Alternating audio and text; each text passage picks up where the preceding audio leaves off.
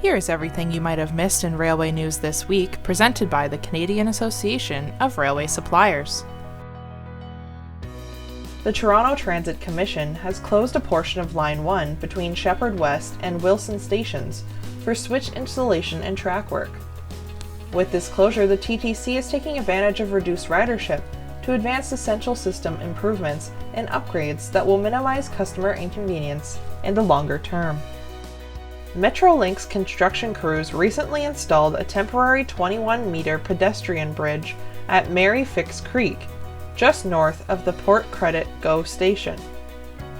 This bridge will provide residents with easy connection from Vesta Drive to the north entrance of Port Credit Go station.